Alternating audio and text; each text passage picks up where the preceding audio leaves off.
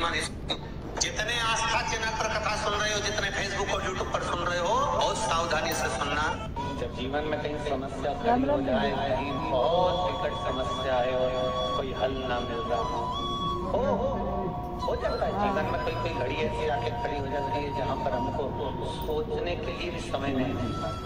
तब मंगलवार को अगर शिव जी के मंदिर में, शंकर के मंदिर में जाकर 1 लोटा पानी चढ़ाया जाता है तो हमारे कार्य में उन्नति होती है। हनुमान जी महाराज को 3 तरह की माला समर्पित होती है। एक आकड़े के पत्ते की, दूसरी बेलपत्र के पत्ते की, तीसरी पीपल के पत्ते की। ये 3 तरह की माला जब शंकर हनुमान जी महाराज को समर्पित होती है, जिस समय पर अगर व्यक्ति के जीवन में बहुत भारी रोग हो गया है, बहुत ज्यादा कष्ट हो गया है, कैंसर जैसी बीमारी भी अगर उसको घेर ली है और किडनी लीवर सब बेकार हो गया, तो निवेदन है पीपल के पत्ते की माला बनवाओ, 108 पत्ते की, और हनुमान चालीसा का हर पत्ते पर स्मरण करिए महाराज। आप हनुमान चालीसा पढ़ते जाओ, माला में गांठ लगाते जाइए, और वो माला जो व्यक्ति कैंसर से पीड़ित है, हाथ का स्पर्श कराइए और शंकर को चढ़ाइए। पीपल का एक पत्ता 52,000 ब्राह्मण की साक्षी कराता है महाराज, बहुत ध्यान देना। पीपल के वृक्ष में स्वयं नारायण का, मेरे कृष्ण का वास है। यदि कोई काम के लिए जा रहे हो, कोई व्यापार के लिए जा रहे हो या नौकरी करने के लिए जा रहे हो और लगी नहीं रही, बहुत तकलीफ पा रहे हो, सर्विस ही नहीं लग रही, बहुत कष्टमय हो गया, तो निवेदन करूंगा 5 पीपल के पत्ते पर बेसन के 5 लड्डू घर में बने हुए, गाय के घी के 5 लड्डू रख लो। उस लड्डू के बीचों बीच एक आटे का दिया और उसमें तिल्ली का तेल डालकर इसी मंत्र का प्रयोग कर पंचमुखी हनुमान का किसी भी हनुमान के मंदिर में जाकर, दक्षिण मुखी हनुमान के मंदिर में जाकर उसको रख कर रह जाइए। इसके बाद आप उस काम के लिए जाइए, आपका काम सफल हो जाएगा। आपको किसी को नहीं कहना पड़ेगा, कोई हाथ जोड़ना नहीं पड़ेगा, किसी के पाँव नहीं पड़ना पड़ेंगे, तुरंत काम होगा। बस इस मंत्र का स्मरण कर कर पंचमुखी हनुमान का भूतेश्वर जो मंत्र है वो सुख देने वाला। आकड़े के पत्ते की जो माला होती है, ये माला कार्य की सिद्धि के लिए होती है। इसमें एक आकड़े के पत्ते पर सीताराम लिखा जाता है। मात्र एक पत्ता ऐसा होता है जिस पत्ते पर सीताराम नहीं लिखा जाता। 108 पत्ते में से एक पत्ता, बस उस पत्ते को हथेली में रखकर उल्टा हाथ आपको रखना है और अपनी कामना कर कर उस पत्ते को बांध देना है। ये जरूरी नहीं है कि 25 के बाद बांधो, 50 के बाद बांधो या 100 के बाद बांधो, आपकी मर्जी पड़े। उस खाली पत्ते को कहीं पर भी बांध दीजिए और उस माला को अपनी कामना कर कर श्री हनुमान जी महाराज को समर्पित कर दीजिए महाराज। इसके लिए कोई तिथि, कोई दिन, कोई वार निश्चित नहीं है। बस ये माला जब हनुमान जी को चढ़ जाए तब एक घी का और एक तेल का दिया हनुमान जी के सम्मुख में लंबी बाती का लगा देना महाराज। और आपने अच्छा, पहले भी कथा में काज फिर कर रहे हैं आप लोगों से। पेट भरने की जवाबदारी मेरे भोलेनाथ जी की है, क्योंकि जन्म उसने दिया है तो मृत्यु को देगा, और पेट उसने दिया है तो भरेगा भी वही। पेट भरने की जवाबदारी देवादिदेव महादेव की है, पर तुम्हारे घर की बेटी भरने की जवाबदारी देवादिदेव महादेव की नहीं। अब बेटी अगर तुम्हें भरना है तो तुम अपने हिसाब से भर सकते हो। थोड़ा छल कर कर, थोड़ी बेईमानी कर कर, थोड़ा कपट कर कर, कोई थोड़ी बहुत निंदा आदि कर कर, थोड़ी बहुत किसी की प्रशंसा कर कर, थोड़ा बहुत कहीं ना कहीं किसी ना किसी रूप में बेटी अगर बनना हो तो बात दूसरी है कि आप बेटी बनना चाहते हो, पर पेट उसने दिया है तो भरने वाला भी वही है। देवराज स्वयं जब तक कमाता था खुद के लिए कमाता था और ईमानदारी से कमाता था, पर जब वेश्यावृत्ति में पड़ने लगा, गलत काम में पड़ने लगा, तो उसको धन की दुगनी जरूरत पड़ने लगी, और धन की जब उसको दुगनी जरूरत पड़ी तब उसने चोरी करना प्रारंभ करना, तब उसने चोरी करना प्रारंभ करा। अब वो चोरी कर रहा है, अब वो धन को चुरा कर ला रहा है, अब वो धन को कहीं गलत जगह से एकत्रित करने का प्रयास कर।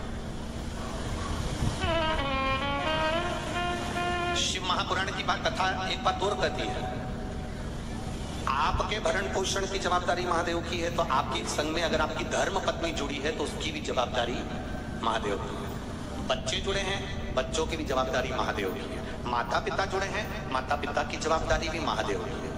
पर इसके अलावा अगर आप फिर किसी अन्य नारी के चक्कर में अगर पड़ते हो, फिर कहीं तुम जुए में, कहीं मांसाहार में, कहीं मदिरा पान में, तो कहीं वैश्यावृत्ति में अगर आप फिर पड़ते हो, फिर जवाबदारी भोलेनाथ की खत्म हो जाती है। आप, आपके बच्चे, आपका परिवार, आपकी पत्नी, आपके पुत्र और आपके माता पिता, बहन भाई, कुटुंब की जवाबदारी महादेव की है। पर तुम उस धन को गलत जगह पर लगाना प्रारंभ कर दिए। उसने दिया था पेट भरने के लिए, उसने दिया था बच्चों की शिक्षा के लिए, उसने दिया था, होते हैं कई लोग, अभी कहीं ना कहीं लोगों को कुछ गवर्नमेंट से या प्रशासन से कोई थोड़ा बहुत पैसा मिल जाता है। अब वो मिला था किसी काम के लिए और मालूम पड़े लगा दिया किसी दूसरे काम में। अब सरकार ने तो पैसा दिया था आपको कि इस कार्य में लगाना, अब तुमने लगा दिया दूसरे कार्य में। अब दूसरे कार्य में लगाया तो प्रशासन अगली बार आपको कुछ देगा क्या?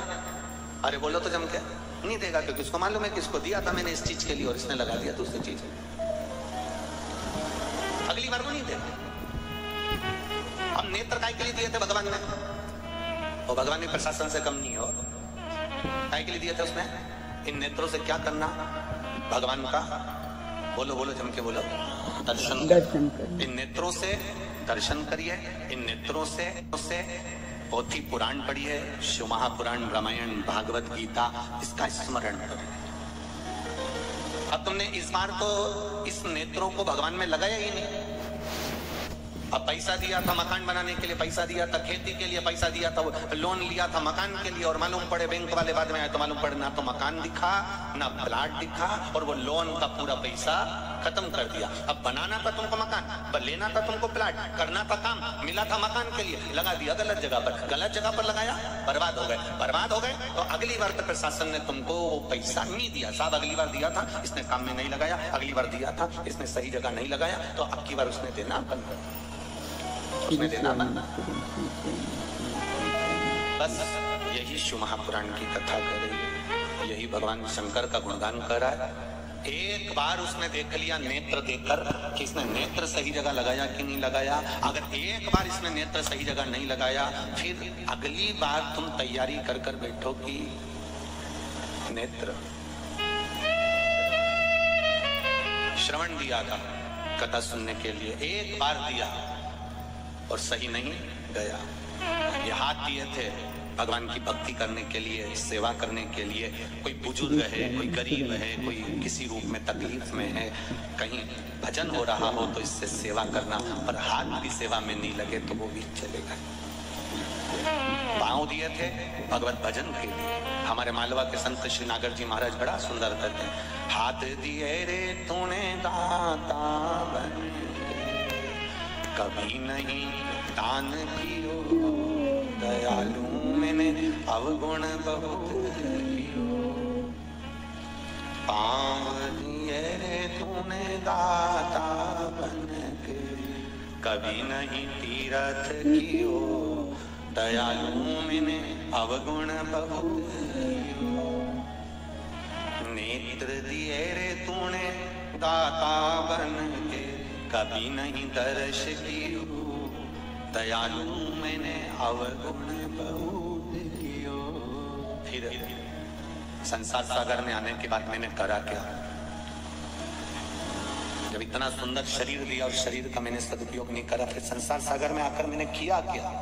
तो संसार सागर में आने के बाद मैंने एक काम किया कि कोरा कोरा कागज, काली काली शाही और 10 को 20 कियो, दयालु मैंने अवगुण कियो। इस संसार सागर में आने के बाद में इस संसार सागर में आने के बाद मैंने केवल एक काम करा, 10 को 20 कैसे करा जाए उसको सोचा, उसका विचार किया।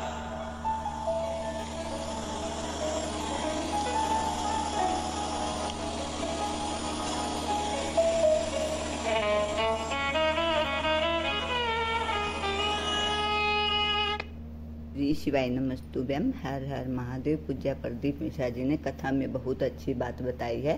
पूज्य प्रदीप मिश्रा जी ने बताया है कि नेत्र भगवान ने हमें इसलिए दी हैं क्योंकि हम अच्छी चीज़ों का ग्रहण कर सकें, देख सकें, भगवान के दर्शन कर सकें, और हाथ इसलिए दिए हैं कि हम सबकी सेवा कर सकें, लेकिन हम इन्हें सिर्फ गलत कामों में यूज करते हैं, 10 का 20 बनाने में लगे रहते हैं। भगवान शिव की पूजा अगर समय रहते किया जाए तो हमारे आधे से ज़्यादा परेशानियां कम हो जाती हैं। पूज्य प्रदीप मिश्रा जी की कथा बहुत ही अच्छी थी। अगर आपको भी पसंद आई तो लाइक, कमेंट और शेयर ज़रूर करिएगा और कमेंट बॉक्स में हर हर महादेव अवश्य लिखिएगा। श्री शिवाय नमस्तुभ्यम। हर हर महादेव।